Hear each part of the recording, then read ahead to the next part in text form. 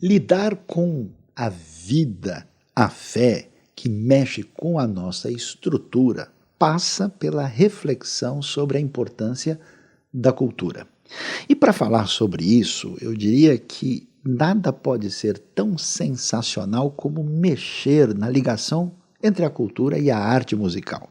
E para dizer a verdade, hoje eu nem sei como eu me sinto diante do meu amigo Samuel Quinto, que vai nos trazer aqui uma palavra especial de reflexão, de aprendizado, muita importante lição para trocar ideia com o amigo Saião. Então não se esqueça, fique ligado nessa sintonia sensacional, porque hoje teremos aqui Entre a Bíblia e o Jornal.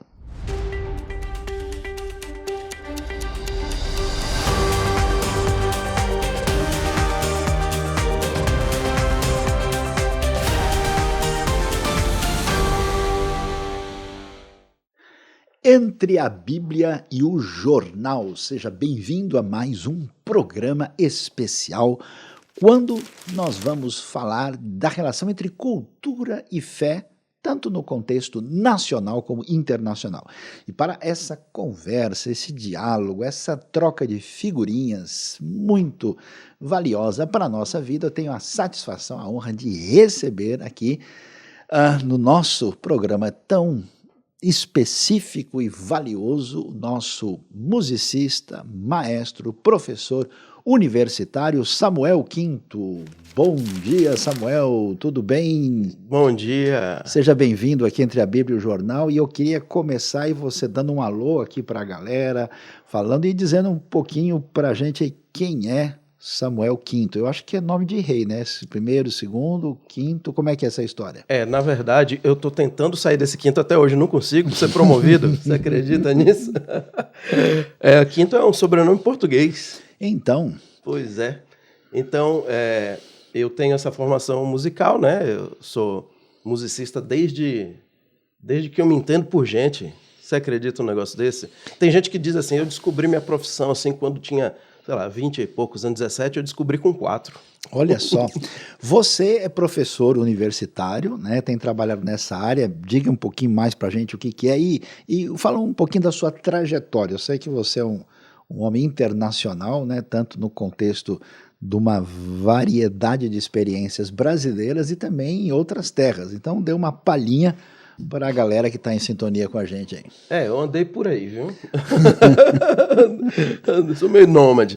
Bom, eu aprendi música, Saião, na Igreja Batista, em que a gente era membro lá em Salvador, há muitos anos atrás, e convivi naquele meio. Então tinha coral, tinha coro de criança e tudo mais. E como os meus pais perceberam essa habilidade logo cedo, eles me deram um pianinho de brinquedo. Não sei se você lembra daquele desenho do Snoopy que tinha um menino? Era eu. Sim, olha só. Eu era aquele menininho que ficava ali, ó, no pianinho de brinquedo. Então, quando eles perceberam essa habilidade, aí o meu pai resolveu, então, entrar no consórcio da Fritz Dobert para um piano. E no segundo mês ele foi contemplado. E aí eu ganhei aquele piano que não cabia em casa. Olha só, hein? E aí tinha que ficar na casa do pastor isso? Da igreja. Que beleza. E eu tinha que ir para a casa dele para treinar o piano, porque a gente morava num apartamento bem pequenininho. Então ali eu ia treinando e depois ia para a igreja. Então foi nesse meio que eu fui desenvolvendo.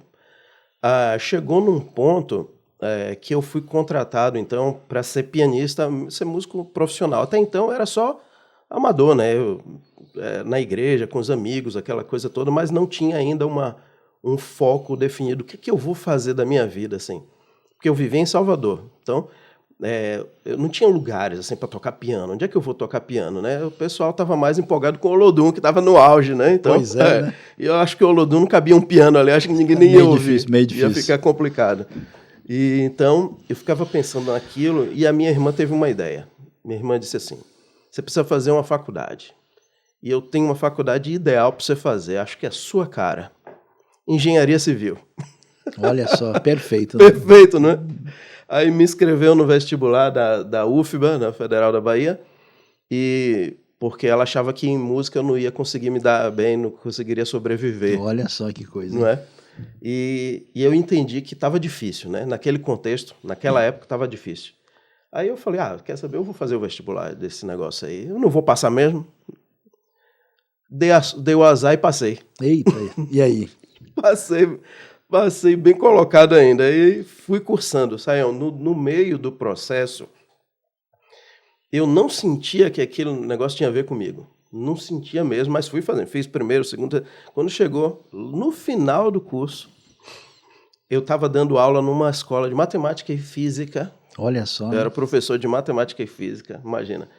E na hora da aula, um cara liga para mim e diz assim, você é pianista? Eu falei, opa, sou eu mesmo.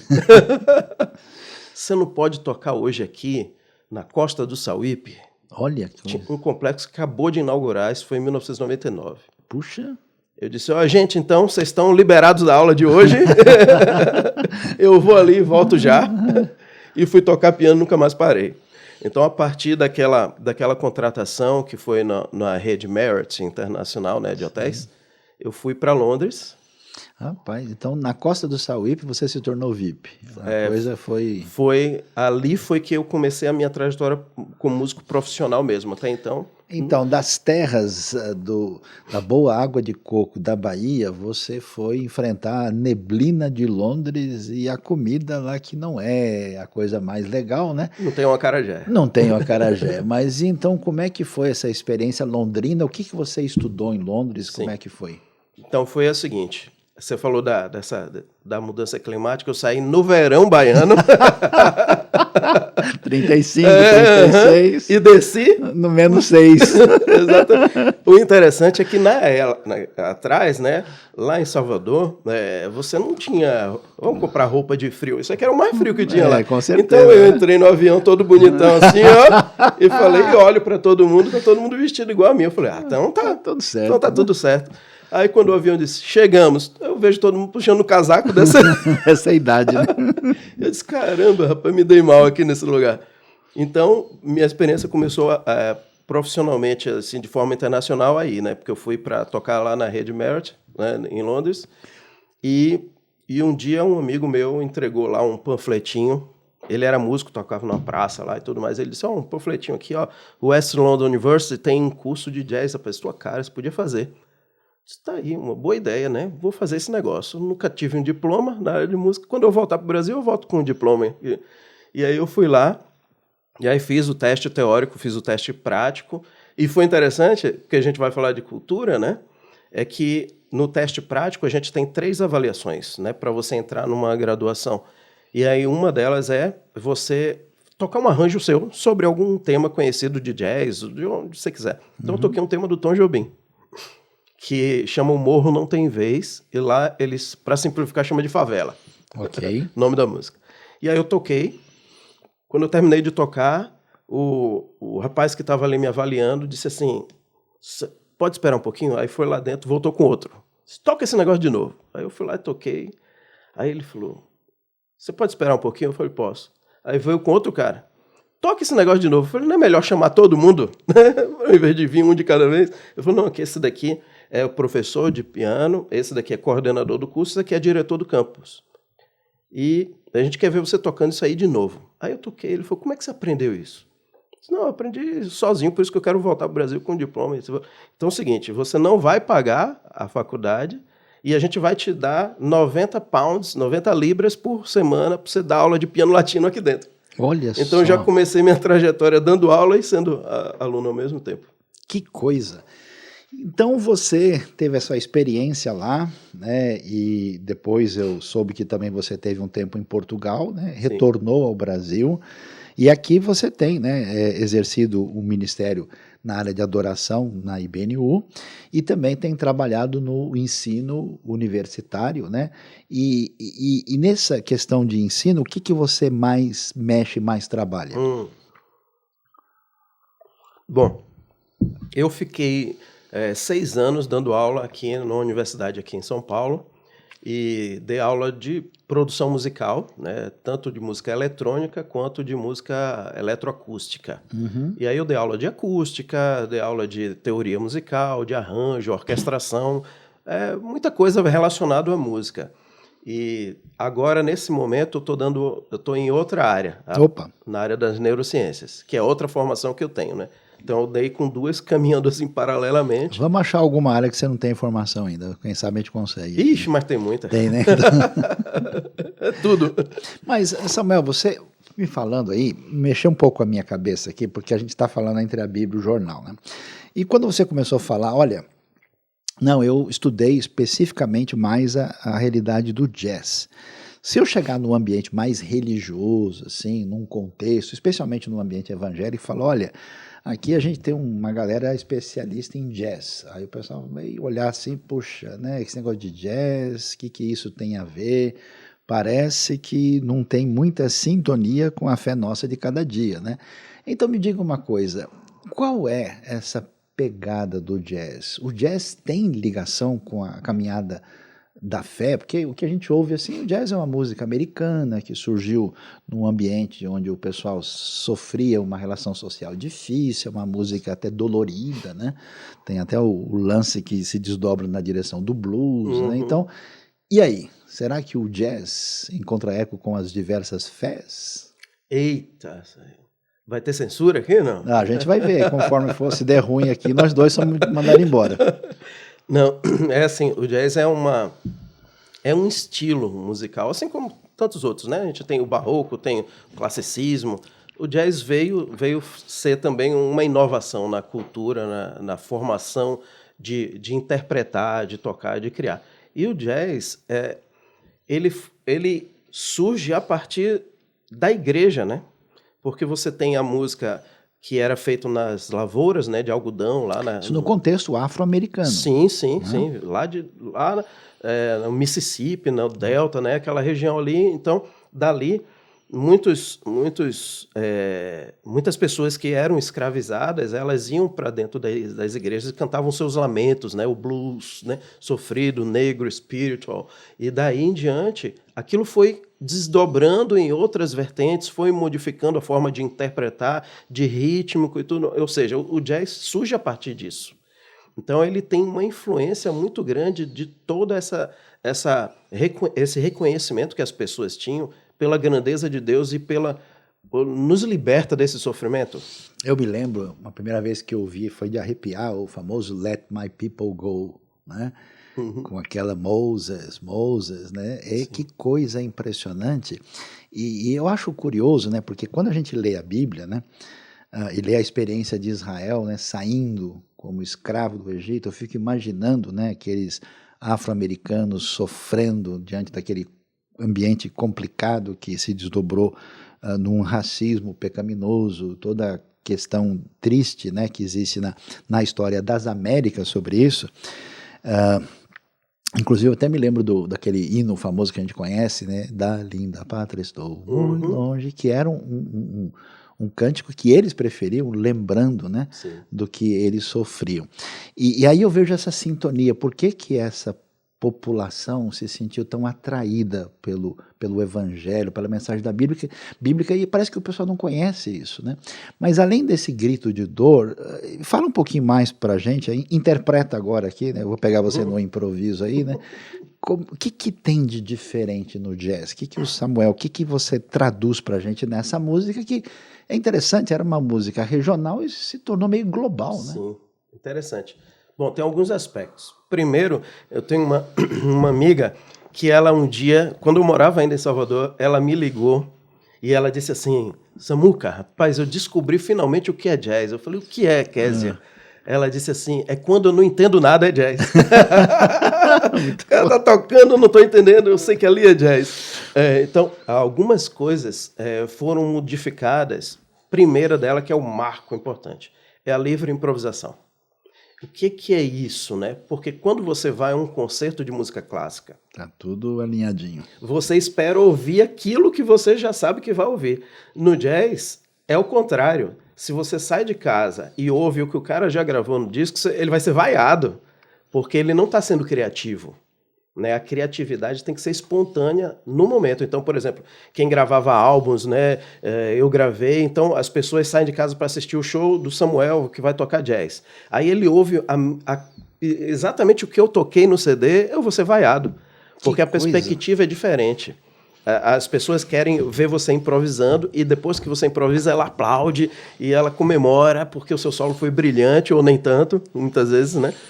Então, esse é o marco, né? A improvisação, que na música clássica isso não acontecia. Existia a forma de improvisação, na época barroca principalmente, mas é muito diferente do que é hoje. É uma improvisação bem limitada dentro de muitos parâmetros. O jazz veio eliminar quase que todos esses parâmetros. De vez, soltou o barco e diz assim, cara, é o seguinte, nós temos 12 compassos, né? Aqui, esses 12 compassos, você está livre desde que você respeite os 12. Agora, toca aí à vontade. Inclusive, tem um cara que escreveu um livro dizendo assim, quer saber como improvisar? Você toca qualquer nota que você quiser e se sair errado, você sobe meio tom, desce meio tom que está tudo bem. O livro do cara, em 2 frases. Então, essa livre improvisação é um marco. A segunda forma, a segunda coisa que foi marcante é a adequação disso às linguagens. A linguagem brasileira, a linguagem cubana. Você consegue trazer elementos como a escala de blues. Adaptabilidade. Né? Adapta muito fácil. Ela é muito... Você ouve aquela escala, você diz, nossa, mas quando... Toda música vai ter harmonia, praticamente, né? Você vai ter acorde. Então, eu ouço aquele acorde e eu trago aquela escala para cá e olha como fica legal. Então, daí vem tudo. Aí vem chorinho, vem bossa nova, vem guaguancó, vem tudo o que você imaginar. Então, por isso que ela virou global. Porque ela é tão maleável que você adequa em tudo. Então, quando a gente ouve, vamos dizer... Eu não sou, claro, conhecedor do assunto, mas a gente ouve referências como Duke Ellington, a gente ouve Louis Armstrong. E como é que era essa galera? Eles também, assim, tinham essa pegada de... Ou eles são mais ortodoxos do ponto de vista do jazz, assim, histórico? Ah, não, eles foram...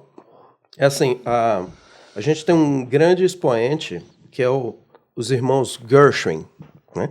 Eles eram judeus, inclusive, né? Então, olha só... Você vê como a cultura é maravilhosa, né? Interessante. Então, eles fizeram uma ponte entre o erudito, né, chamado de música erudita ou música clássica, que até hoje a gente vive num conflito do que chamar aquilo. Exato. Né? Bom, vamos chamar de música clássica ou erudita. Eles fizeram essa ponte entre a música afro-americana, então você ouve ali elementos sinfônicos bem... característicos ali, e você ouve a modernidade dali. Então, bebendo disso tudo, veio o Duke Ellington e disse assim, não, cara, é afro-americano. Vamos pautar aqui. Vamos pautar nisso. Então, todo tipo de orquestração que envolvia Europa, agora vamos mudar para afro-americano. Então, ele foi um marco, né? O Duke Ellington foi a referência histórica, né? para o jazz orquestrado. E aí daí as big bands, né, que vem através do Louis Armstrong fortalecer isso de uma vez por todas, ainda mais com aquele timbre marcante da voz dele, que foi duramente criticado, né, no início. Né? O pessoal dizia assim, mas rapaz, que voz é essa aí que você tem? Esse trem mais blue, né? Ninguém vai dar ouvido um negócio desse. Mas aí, wonderful world. Que negócio. Quem é que quer ouvir? Imagina, eu digo pra você, ô, Sael, você tá tão bonito, né? Você não vai acreditar que eu tô achando você bonito, né? Preferiria o Nat King Cole. Né? Exatamente, a voz aveludada. Um fogueiro bem lindo, assim. Então, o Louis Armstrong, ele trouxe um marco importante, conciliar a voz e o trompete. Ou seja, ele conseguiu provar para o mundo de que o trompete é capaz de fazer, uma voz é capaz de fazer, e vice-versa. Então, aí, a partir dele, toda a orquestração mudou nos blocos de Big Band, mudou porque o Louis Armstrong trouxe parâmetros totalmente diferentes. Instrumento é uma coisa e voz é outra. Isso veio da música clássica. Na música clássica você tem a música sinfônica e você tem a ópera.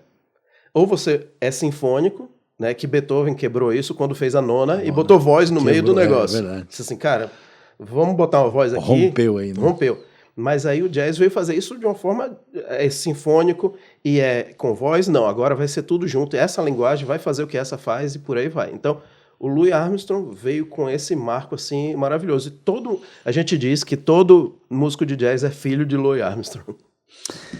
Você está aqui acompanhando Entre a Bíblia e o Jornal. Estamos falando sobre cultura e o nosso ponto de atenção hoje é o jazz, né, com o seu improviso, e é interessante ver como nós temos um elemento que surge dessa arte musical, né, que mostra um perfil cultural que trabalha com elementos de espiritualidade, trabalha com a questão sociológica e também com o profundo do psicológico daquilo que envolve a dor, o improviso da vida e como é que a gente lida com isso. E vamos prosseguir aqui com a nossa entrevista com o nosso maestro especialista, doutor no assunto, Samuel Quinto. Agora, Samuel, eu vou perguntar um negócio para você, eu estou até meio receoso, não sei se eu pergunto, se eu não pergunto, não sei se é muito ufanismo de nossa parte.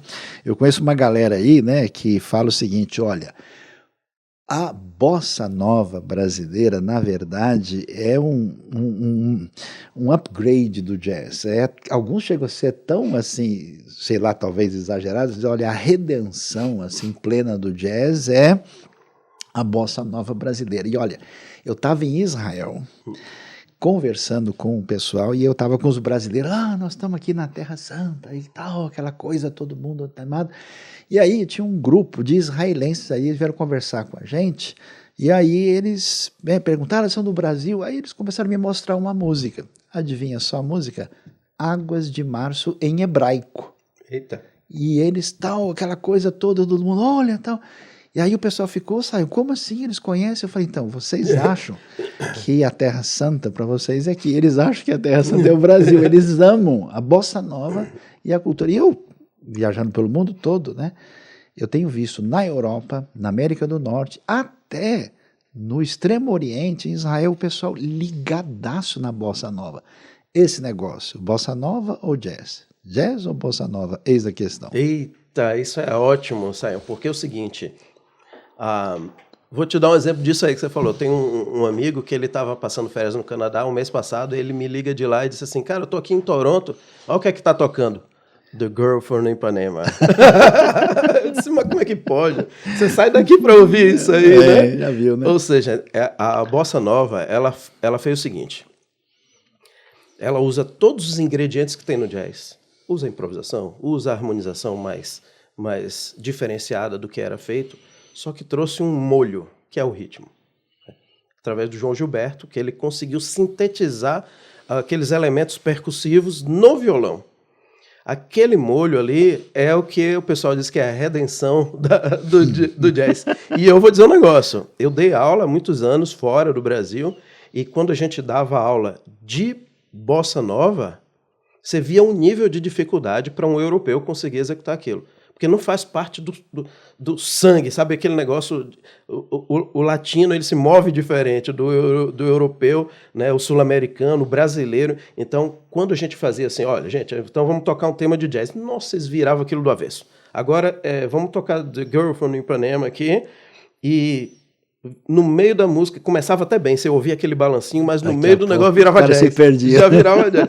Então, essa dificuldade rítmica é que trouxe uma nova perspectiva para o jazz e influenciou a mudança no jazz. Então, mas cá entre nós, qual é o segredo, então, da bossa nova? Se a gente consegue traduzir isso, é difícil.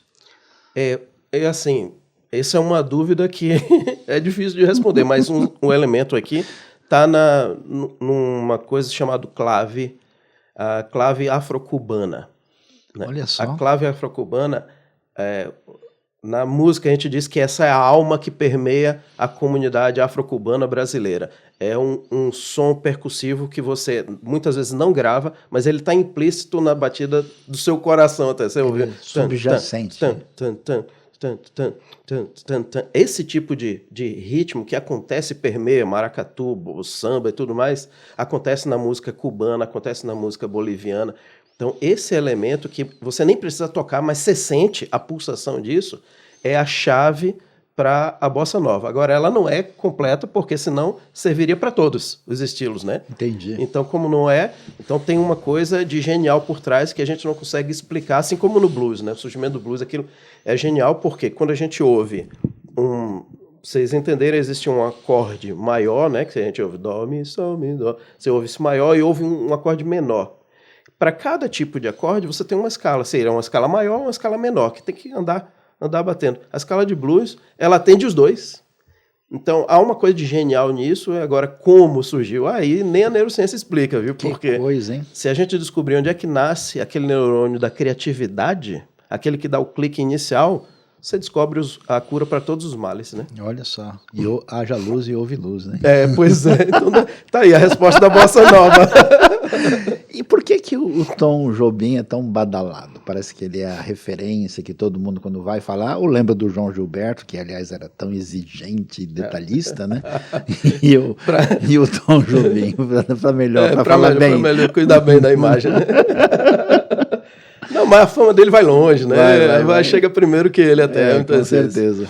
Mas é que, só no nível de exigência do João, é que um músico, ele para fazer sua performance em alto desempenho, né, raciocinando e sentindo o que tem que fazer o tempo inteiro, ele tem que esperar ouvir o que ele planejou. Sim, então, o João Gilberto, às vezes, o cara dizia assim, tá aqui o microfone que você pediu e não era. Acabou o homem disse, não, esse eu não canto. Então, aí ele queria exatamente ouvir o que ele já estava praticando. Então, por isso que tinha esse nível de exigência. Agora, uma coisa é o nível de exigência, outra coisa, como eu comunico o meu nível, é outra história. Mas o Tom, qual é a questão do Tom? Primeiro que ele é um artista completo, né? Ele sabe escrever, ele sabe orquestrar, ele sabe compor melodia, ele sabe compor letra. E isso não é comum, né? A gente vê, comparando com outros da mesma época, você via que cada um ia numa linha. Um é letrista. Vamos dar um exemplo do Luiz Gonzaga. Luiz Gonzaga, ele não escrevia nenhuma letra, mas ele fazia todas as melodias. Né? E é da mesma época. Então, aí você tem o Renato Teixeira, que era o letrista do Luiz Gonzaga. Então, você via que... E aí, quando você olha para o Tom, ele sentava no piano. A única coisa que ele não tinha de virtuoso era a voz, né? Que ele cantando, você ouvia assim, meio... um cantinho violão. Você ouvia sempre essa coisa. Mas isso terminou virando uma identidade da bossa nova também, esse tipo de interpretação. Então, o Tom, ele é um artista completo. Ele foi brilhante. Toda a discografia dele, todas as composições, você via que era artesanal. Ele ia ali pensando nota a nota, substituía uma nota, texto, ele substituía. Tem até um relato bem interessante que ele fez muita parceria com o Chico, né? Sim. E aí tem uma música que é o Retrato em Branco e Preto. Essa música é maravilhosa, uma das mais bonitas. E aí o Tom mandou uma letra para o Chico e disse assim, olha aqui, ó, Retrato em Branco e Preto. Aí o Chico respondeu para ele, Tom, mas ninguém fala retrato em preto e branco. Então o texto era assim, vou colecionar mais um soneto, outro retrato em branco e preto a maltratar meu coração. E aí o Chico disse, não, cara, é preto e branco. Aí ele falou, então, aí escreveu, mandou de volta para ele, vou colecionar mais um tamanco, outro retrato em preto e branco. Aí não, volta para o que estava antes. Então até a genialidade de perceber a linguística, né? O sentimento que traz o impacto de você ouvir uma frase que é esperada, ouvir de outra forma, e que traz um contexto totalmente diferente para aquilo, como no Retrato em Branco e Preto. Fora a harmonia sofisticada, ele pesquisava muito, ele era um fã assim, declarado do Duke Ellington, né? Interessante. Então tudo que ele fazia ali orquestrado, ele ouvia discos e tentava adaptar aqui e jogava o balancinho da bossa nova, né? Então é curioso, porque o jazz que surge desse encontro, né, marcado pela a tradição afro-americana com aquilo que veio da Europa, criando um elemento, aí, uma mescla significativa, e encontra eco, né, na realidade latina e cria esse elemento assim que é tão celebrado no mundo todo, que é a bossa nova brasileira. Agora, ajuda a gente aí, porque nem todo mundo tem essa sintonia, quais são algumas das referências, dos nomes que você diz, olha, Sayão, o pessoal precisava conhecer a obra do pianista tal, dentro do contexto, né, das Américas aí que são a referência, o que você pode ampliar aí nos horizontes para ecoar, né, para todo mundo aí? Da bossa nova, olha... Ou do jazz mesmo. Do jazz também, assim... Bom, como eu sou pianista, né, o meu foco maior sempre foi no piano, apesar de eu escrever para outros instrumentos e tocar alguns outros não tão bem, obviamente, mas os pianistas sempre me atraíram pela riqueza do instrumento e pela técnica apurada. O Oscar Peterson, que é um pianista canadense, ele faleceu até com 90 e poucos anos, 94 anos, ainda fazia concertos. espetacular, maravilhoso. E tem um que foi o que modificou a minha forma de interpretar, me trouxe mais técnica, que é o Michel Camilo, que ele é da República Dominicana, vive em Nova York há muitos anos e já ganhou inúmeros prêmios, sabe? Muito, muito conceituado. E ele nada muito bem entre a música sinfônica, a música de concerto, e o jazz. Então, eu me inspirei muito nele para entender criação melódica, orquestração e técnica no instrumento. Então, é um jazz latino, né? Um jazz latino. Mas tem uma pegada meio próximo de algum outro ritmo latino, assim, salsa, alguma coisa, não? Sim, sim. Ele usa muito a questão da salsa, do merengue, né, do guaguancó, do cha-cha-cha. E bossa nova, ele gravou um disco, uma homenagem ao Tom. Nossa! Espetáculo. Espetáculo, espetáculo. Então, é um pianista maravilhoso. E no Brasil, aí a gente nada de braçada, né? A gente tem aí o Zimbo Trio, né?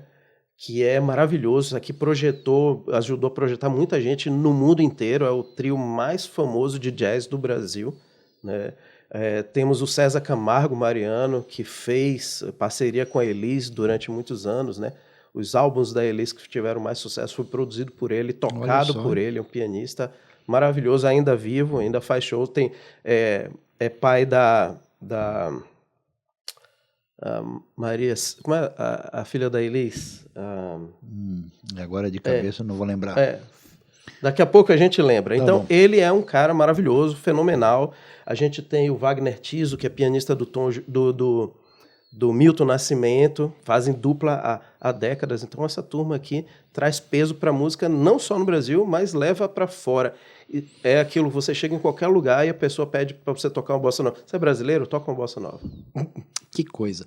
Agora, Samuel, você, ao mesmo Maria tempo... Rita. Maria Rita. Você que tem toda essa trajetória, né, de conhecimento especializado, de ter interagido com o jazz e com toda essa realidade do mundo brasileiro e latino, ao mesmo tempo você é um cristão convicto, né, um discípulo de Jesus, atua inclusive ministerialmente, né, na IBNU. Então, como é que é essa conexão? Porque existe muita gente que de fato acho que entende que a relação, né, que a gente tem com a música, ela precisa ser uma música quase sempre transcendente, né, e marcado pela experiência europeia, especialmente talvez do máximo de 2 séculos atrás, para trás ainda, né? Por que essa realidade dessa arte e cultura é tão relevante para o Evangelho? Você acha que, primeiro, na sua experiência pessoal, você sente uma conexão com Deus e com a fé quando você executa, ou então a fé fica num canto da sala e o jazz fica no outro? Você entende que isso estabelece ponte com as pessoas? Isso é importante? Como é que a gente chega nas pessoas para falar do amor de Deus e sintonizando o amor pela arte do improviso? Eu tenho uma pessoa que pode responder. Eu vou ligar para ele agora, o Saião. Deixa eu ligar para ele aqui para ele responder. Mas o Saião saiu. O Saião não veio hoje. Então, assim, quando a gente olha para todo esse processo de composição, de improvisação, de criação, você olha para isso e diz, cara, só Deus nesse negócio. Não tem como você separar a fé da cultura, do que a gente vive, né? E dizer assim, não, isso aqui é sagrado, isso aqui não tem condição de ser. Eu toco uma série de notas e aquilo de repente não é mais sagrado. São notas. São notas. Dó, ré, mi. Se eu digo dó, ré, mi, você diz assim, isso é cristão, não é cristão, isso é sagrado, não é sagrado? Não tem, são notas, são frequências. Né? É um fenômeno físico. O impacto da música no ser humano é um negócio de louco, né? Você tem estudado isso, né? E quem cria esse impacto? Através da audição, né, gente? Foi o próprio Criador. O próprio Criador, porque só se você pensar no processo de decodificação dos signos... Vou te dar um exemplo. Imagina que eu pego essa caneca e bato aqui assim. O seu ouvido ouviu isso aqui, disse para o seu cérebro que frequência isso aqui é grave e agudo, de onde ele veio, se veio da direita, da esquerda, veio de cima, veio de baixo, se esse aqui tem um som mais abafado, ele vai te dizer vários códigos, e ele no final vai te dizer isso aqui é música ou não é? Você está ouvindo um som. Como é que o seu cérebro vai decodificar que isso aqui é música e quando é? O cérebro da gente tem uma parte própria só para decodificação de música. Que coisa. E quem criou? Então, só pode ter sido Deus. Logo, se o cérebro humano decodifica a música, e tem vários animais também que decodificam, né? Olha só. Mas o humano levou aquilo no extremo, porque ele usou vários outros pontos de ligação entre planejamento, entre organização, entre coordenação motora, rítmica, aquela coisa toda. A previsão do que vai acontecer. Porque se eu disser assim para você, se eu fizer assim para você, Saião, ó, ouve isso aqui, ó.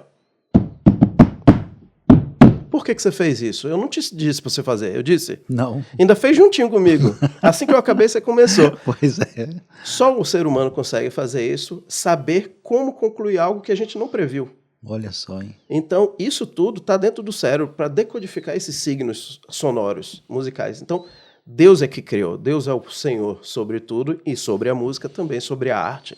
Então, não dá para separar. E se a gente entende isso, a gente comunica bem, a gente comunica com a sociedade que a gente está inserido. Por que eu vou excluir e dizer a sua cultura é mais relevante do que a minha? Não, a sua cultura é a sua cultura. O contexto onde você está inserido é aquele, eu tenho que respeitar e tenho que aproveitar para tentar comunicar com você o que você ouve. Na minha casa aqui eu ouço isso. Então, é uma linguagem, né, de comunicação. Né? Exatamente, é uma linguagem e que tem um poder muito grande, porque a música, ela mexe com o coração. Né? Um dos estudos de neurociência afirma que se você ouve sua música favorita, algum músculo do seu corpo vai se mexer, mesmo que você não queira. Dizer assim, não, eu vou ficar travado aqui. Algum vai mexer, né? Porque há uma resposta do corpo imediata à música. A música é terapêutica, então? Sim. Por isso que o meu mestrado foi em musicoterapia. Então, como é que funciona isso? Eu vou dar um exemplo do Parkinson. Que o meu pai é portador de Parkinson, né, doença de Parkinson há 24 anos. E todo parkinsoniano, ele tem um problema que é a gente chama de congelamento de marcha. Ele está andando e ele trava. E ele cai. Pela inércia, o corpo quer continuar em movimento, ele cai, não tem reflexo para botar a mão no rosto. A maioria dos pacientes de Parkinson morre de queda. Porque ele tem traumatismo craniano. Então, o que acontece? Ele precisa de uma medicação para fazer se mover. Mas, às vezes, a medicação está no período off, que ela tem on e off. Então, no off, ele não tem uma resposta tão rápida. Quem que faz o paciente se mover? A música. Porque eu chego para o meu pai e digo assim, eu estava andando com ele outro dia, aqui em Atibaia, uns 2 anos atrás, e ele bloqueou na saída da loja. Ele ficou parado em pé assim, eu digo, vamos, pai. Aí ele disse, estou tentando, mas não estou conseguindo. Eu disse, lembra da sua música favorita? Vamos cantar junto? Aí ele começou, Jerusalém, começou a andar. E ele segue o ritmo da música. Então, o cérebro conecta áreas que estão danificadas com áreas saudáveis e faz o movimento. Então, a musicoterapia vem trazer esses elementos para facilitar a vida das pessoas. Para locomoção, para alimentação, para ir no banheiro. Ele tem uma música para ir no banheiro, eu quero ir no banheiro. Mas está travado, eu vou no banheiro. E aí sincroniza e vai. E Maracangalha virou banheiro. Exatamente. Então a musicoterapia faz isso. Que isso, rapaz, que coisa impressionante. Mas assim, o que você, assim, na sua experiência, tanto com o jazz como com a bossa nova, o que você acha, tenta traduzir, né? Porque que música em grande parte é intraduzível, né? Eu mesmo escuto algumas coisas, depois eu tento explicar, não consigo, Sim. Né? O que você acha que passa para as pessoas? Onde é que ela mexe com a gente que ela faz uma diferença? Então, esse é o ponto da musicoterapia. Porque imagina que eu digo, meu pai gosta de Jerusalém. Para ele faz todo resultado se mover ouvindo aquela música, porque tem um apelo emocional muito grande para ele. Mas pode não ter para você. Então, se eu coloco... então eu digo assim, nossa, descobri uma música que faz o parkinsoniano se mexer. É Jerusalém. Aí eu chego para outro parkinsoniano, não vai funcionar. Porque para ele não tem um contexto de paixão, de amor, de trauma, sei lá, não tem um contexto. Então, não dá para você explicar que aquela música para você faz efeito, mas para outra não faz efeito. Muitos estudos afirmam que é pela nossa... o crânio, porque ele reverbera, tudo reverbera, né? Então, se a gente larga um som aqui, esse microfone vibra, a TV vibra, e o crânio reverbera. E algumas frequências podem gerar incômodo em certas pessoas. Interessante. E se aquela frequência aparece muito dentro daquela composição, pode ser agradável para uma e para outra não. Então esse é um dos pontos. E aí você entra na subjetividade também, que é em relação à emoção. Porque 2 maneiras o cérebro armazena memória em longo prazo. Primeiro, um apelo emotivo muito forte e a prática constante. Por isso que a gente diz que ninguém desaprende a andar de bicicleta, né? Você treinou tanto Entendi. que você senta na bicicleta e vai. Na música é a mesma coisa. Então, se aquele ponto marcou a minha vida, aquela música para mim tem um valor assim e vai me fazer reagir bem ou chorar ou ficar feliz e não vai fazer para outra pessoa. Que coisa. Agora, você está acompanhando com a gente aqui Entre a Bíblia e o Jornal. Estamos numa entrevista muito especial sobre cultura, realidade musical, tanto no contexto regional, nacional e até global, internacional. Estamos conversando com Samuel Quinto, nosso especialista no assunto. E agora, Samuel, eu tenho testemunhado, também tem criado, você tem criações próprias. Então, fala um pouquinho da sua obra, o que o Samuel Quinto tem de produção musical, você tem material escrito, você tem, vamos dizer, alguma coisa de natureza cultural que você produziu aí, dramatúrgica, ligada... Fala um pouquinho, você falou tanto em criatividade, agora eu vou botar você na parede, cadê a sua criatividade? Eu vou botar você num saião justo aqui, para você me explicar como é que é essa história. Bom, eu costumo dizer para meus amigos assim que eu já fiz de tudo dentro da música. Eu fiz música para cinema, para teatro, para o contexto religioso, para o jazz e tudo mais. Mas assim, já publiquei álbuns, né, na Europa principalmente, tenho várias gravações, participei de vários projetos orquestrais, sinfônicos, clássicos. Você publicou na Inglaterra? Em Londres? Publiquei em Portugal, porque eu vivi muitos anos em Portugal. Depois da Inglaterra eu fui para Madrid. Olha só. Eu vivi também em Madrid, fui transferido para lá e depois voltei para o Brasil e recebi a proposta para ir para Portugal e aí fiquei lá na cidade do Porto. E lá foi que eu desenvolvi ainda mais isso. Então, quando eu fui para Portugal, eu passei num concurso para ser pianista-compositor do Balé do Porto. Olha só. E foi interessante, porque nessa época eu era muito focado em jazz e tocar jazz, principalmente o jazz latino, e fui fazer o teste. Então tinham vários pianistas lá, todo mundo com quilos de partitura de Rachmaninoff e uma turma bem da pesada assim, e eu cheguei lá com uma caneta na mão, eu nem sei porque que eu tinha uma caneta ainda. E aí eles fizeram os testes, né, com todos os pianistas lá, eu fui o último a ser avaliado. Quando chegou na minha vez, o diretor artístico falou assim, vamos lá, o senhor está pronto? Eu falei, nasci pronto. Ele falou, é brasileiro. Ora, pois. Olha, você sabe criar? Eu disse, meu nome é criar. Ele falou, então é o seguinte, esquece música clássica, eu vou entrar ali no estúdio, vou dançar e você inventa de acordo com o que eu estou olhando. Então entramos no estúdio grandão, todo espelhado, eu dali do piano eu via todos os passos. Então eu fui criando para aquele momento. Aí ele disse, pronto, você está contratado. Você passou, é sua vaga. Eu disse, e a música clássica? Ele falou, está aqui as partituras, vá para casa estudar. Estude e aprenda a compor, porque eu quero que você componha para os espetáculos do balé clássico e do balé moderno. Então ali foi uma virada para mim. Isso foi em 2003. Então, dali em diante, eu comecei a compor tanto obra mais na linha erudita quanto na linha popular. E dentro da linha erudita, então, eu compus minha sinfonia número 1 em Lá bemol maior, que depois virou a ópera Páscoa Eterna, que fala da Paixão de Cristo. Essa daqui, para mim, é o meu xodózinho, porque ela envolveu muita técnica, envolveu o máximo que eu poderia ter feito. Ouvi muito Mozart, o Requiem de Mozart, para entender como fazer uma marcha fúnebre, que é o segundo movimento da ópera, onde Jesus passa ali pela Via Crucis, então precisava ter esse drama. Aí envolve a ressurreição, que é um vivo, daí eu fui ouvir... Então é uma produção dramatúrgica acompanhada da ópera, são quantos movimentos, a duração, de quanto tempo? A ópera ela tem duração de 1h30, né? Para os padrões operísticos, ela é uma ópera curta, né? Que a ópera dura 4 ou 5 horas. E né? Conta a Paixão de Cristo do começo ao fim. Do começo ao fim, em 4 movimentos, a partir da sinfonia. A sinfonia, como eu falei antes, é uma obra instrumental. Só que aí eu mostrei para uns amigos lá da Universidade do Porto, e eles falaram, rapaz, isso aqui é uma ópera, bota a letra nesse negócio. E aí eu chamei um amigo, que é professor de Direito, lá na Universidade do Porto, e ele é perito em latim. Eu disse... Para uma obra ter um peso muito grande na Europa, ela precisa estar escrita em 2 idiomas, a língua nativa e uma língua clássica, que seria o latim. Latim ou grego. Exatamente. Então, o latim estava mais fácil para eu entender. Aí a gente pegou a Bíblia em latim e fomos adequando ali dentro daquele. Então virou uma obra assim monumental em termos de... Ela envolve a música, a orquestração, envolve o canto, envolve solistas, envolve o teatro, envolve a dança, porque tem cenas de balé clássico e cena de balé moderno. Então ela virou assim um negócio muito grande. Que legal, hein? E que deu muito trabalho. Ela é escrita para 120 instrumentos, mais 2 coros e mais solistas. Que coisa! E tem mais alguma coisa assim, alguma obra, alguma que você queira dar uma...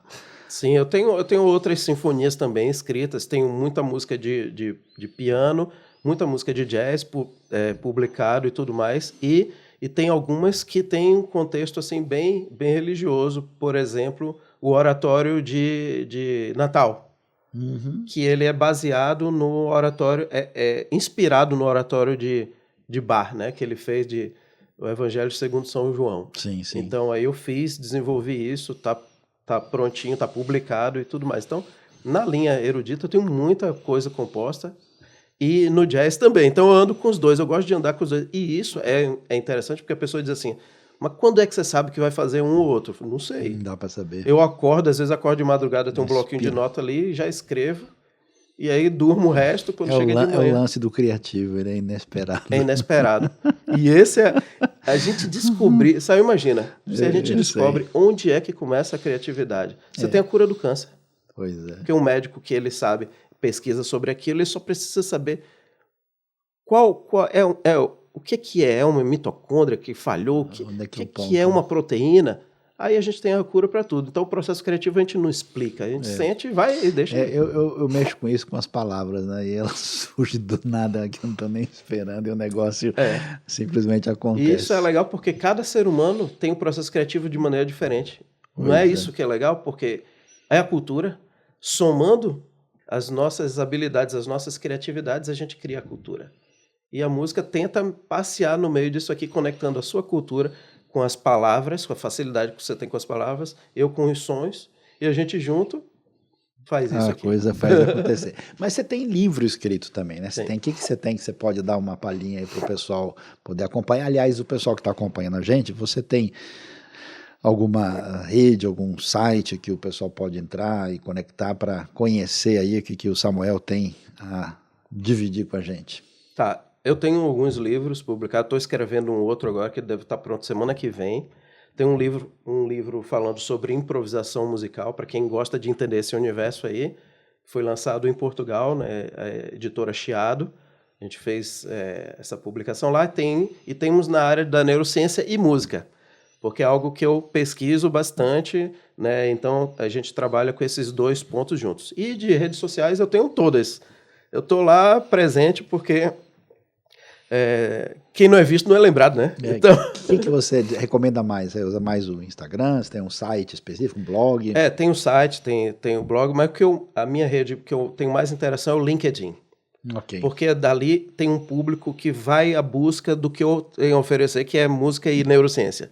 Eu estou sempre lá. Lá eu tenho uma newsletter, que quem quiser assinar, está lá, é Neurociência e Música, desafios para o corpo e para o cérebro. Então a gente fala sobre depressão, sobre ansiedade, fala sobre Parkinson, Alzheimer e tudo mais. Então tem sempre qual o benefício que a música traz para alguma área da vida e justificada através da neurociência. Muito bom. Bom, como você pôde observar, nossa conversa aqui foi num tom diferenciado, né? Hoje nós estivemos pensando sobre a importância, né, daquilo que envolve a realidade da cultura, que se você prestar atenção, na própria Bíblia, né, Deus revela a sua vontade num contexto quando ele atua naquele ambiente nômade pastoril hebraico antigo, falando de elementos eternos dentro da peculiaridade das realidades específicas de um povo. E a gente vê esse desdobramento, né, quando esse evangelho chega para as nações, como é que Paulo sabe conversar com o romano, como é que ele se comporta quando está em Atenas, e aí a gente vê esse movimento de universalidade da fé. Se tem uma experiência que a gente pode dizer que, por definição, é universal, com certeza é a música. Por isso esse assunto, né, da cultura, da gente amadurecer no nosso conhecimento, na nossa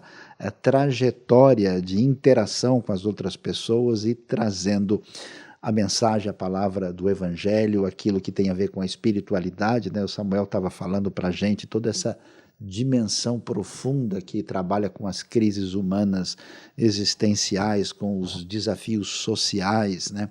E especialmente como é que isso se conecta com a proposta de uma esperança, né? E aí eu acho tão curioso e interessante como é que um ritmo, né, que começa num ambiente tão distante acaba reverberando para a nossa realidade, estabelece essa linguagem onde a gente tem que saber transitar tanto como cidadão, como alguém que tem senso de estética, né, e trabalha com elemento criativo, e também como quem faz parte da proposta de discípulo de Jesus e que caminha nessa direção. Samuel, muito obrigado pela sua participação aqui, pela sua presença com a gente, por toda essa contribuição, e eu queria que antes da gente fechar a nossa conversa, né, que você pode até mandar a sua mensagem, agora uma palavra sua do seu coração, né? Você está obrigado a ser criativo agora, você tendo, né, trazendo a sua palavra sobre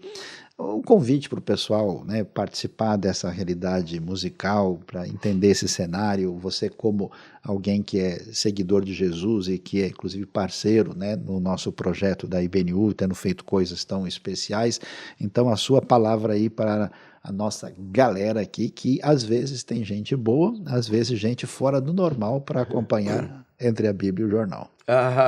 Esse fora do normal, bota nós dois, né? Explica de novo que eu não entendi. Cara, só serviu para mim, então? Poxa vida.